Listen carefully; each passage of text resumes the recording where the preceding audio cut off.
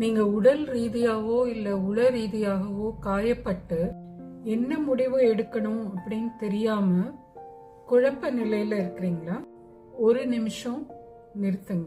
இன்னைக்கே உங்க வாழ்க்கை முழுக்க என்ன செய்யணும் அப்படிங்கிற முடிவு எடுக்கணுங்கிற அவசியம் இல்லை.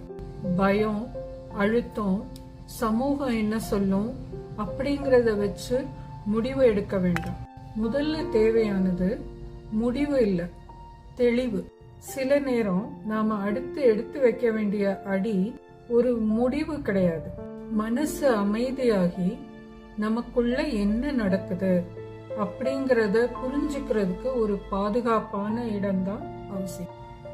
அதுக்குதான் தெளிவடைவதற்கான உரையாடல்.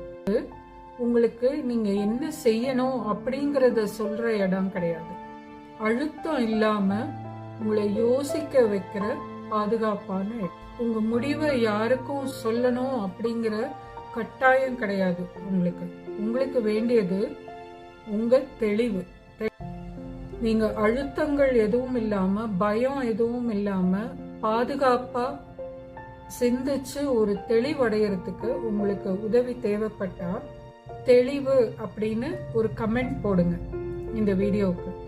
நான் உங்களுக்கு என்னோட ஃப்ரீயா தெளிவடைவதற்கான உரையாடல் பண்றதுக்கு லிங்க் அனுப்புறேன். அது மூலமா நாம பேசலாம் பாதுகாப்பா.